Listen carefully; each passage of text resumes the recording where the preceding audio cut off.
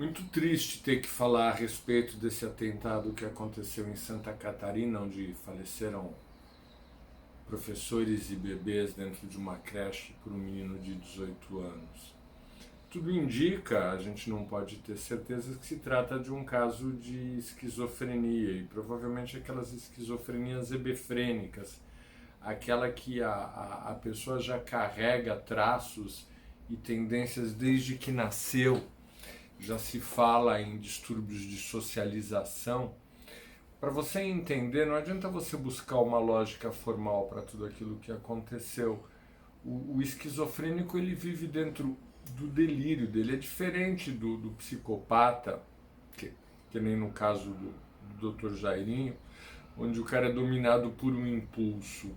No caso da esquizofrenia, você tem um delírio, você tem a criação de uma história mental onde a pessoa vive dentro dessa história, e as oscilações de humor que a pessoa tem fazem com que esses cenários mentais realmente sejam uma coisa muito grave, muito assustadora, e ainda mais quando são acompanhados por alucinações auditivas. As pessoas ouvem vozes que dão ordens. Muito provavelmente, de alguma maneira, esse menino se sentia perseguido.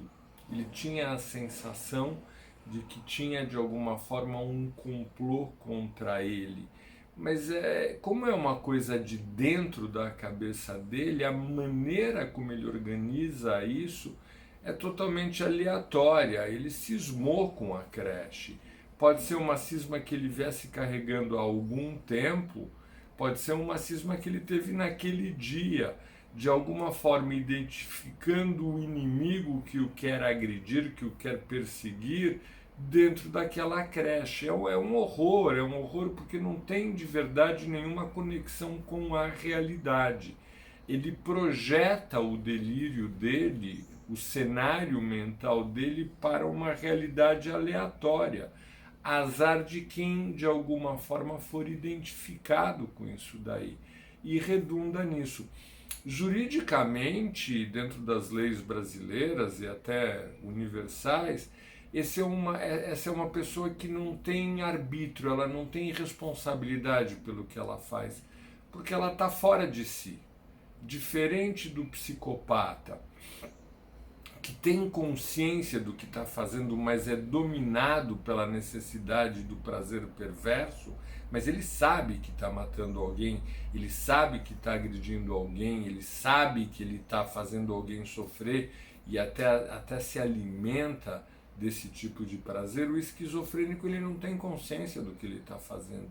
Ele está dentro da loucura dele, ele está vivendo o sonho dele. É como se você estivesse sonhando, não é? Mas dentro do padrão da realidade. Então imagina que você está tendo um sonho onde tem inimigos que não gostam de você, que falam mal de você. É muito comum eles terem alucinações auditivas que o xingam, e ele vê esses xingamentos, que na verdade são do próprio pensamento dele, como uma coisa contra ele, e ele passa a querer reagir contra isso. Eu confesso para vocês que, obviamente, os casos do meu consultório são muito bem medicados e muito bem controlados e não significam risco nenhum, mas eu tenho casos que a gente percebe que, se não tratar, vira isso.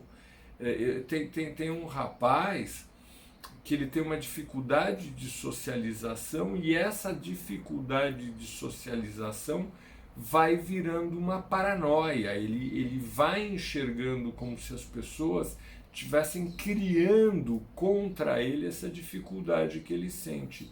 E isso faz com que ele cultive um sentimento de raiva, de ódio, de ira, de vontade de destruir muito grande. Aí ele vê uma pessoa do outro lado do ponto de ônibus e ele cisma que aquela pessoa está tendo aqueles sentimentos contra ele. Se ele não tivesse bem medicado, e esse menino, inclusive, ele tem consciência do problema dele, ele poderia repetir a mesma coisa que o rapaz lá de Santa Catarina. A esquizofrenia é uma doença grave, não obrigatoriamente agressiva. Em alguns casos acontece. E não quer dizer que, pelo fato de ser esquizofrênico, que ele vai ser um assassino. mas que no surto, durante o surto esquizofrênico, a pessoa é capaz de fazer coisas que são totalmente fora da realidade, totalmente desajustadas, elas são. E se bem tratadas, quando caem em si, se dão conta do que aconteceu, se arrependem. O que é um pouco fora de contexto, né? Não é o comum, é o fato de ele ter tentado suicídio depois. Difícil de explicar, precisaria de mais dados. Enfim, essas são as características do quadro do menino lá de Santa Catarina e as diferenças que tem com o quadro do Dr. Jairinho. Meu nome é Dr. Isaac Efraim, eu sou médico, eu sou psiquiatra. Como psiquiatra, fico fazendo vocês entenderem como funcionam as loucuras humanas. Vocês têm comentado bastante, o que tem me deixado muito feliz. Deixem seus comentários e as suas perguntas aí, que eu vou respondendo no próprio comentário a sua dúvida. Um grande abraço.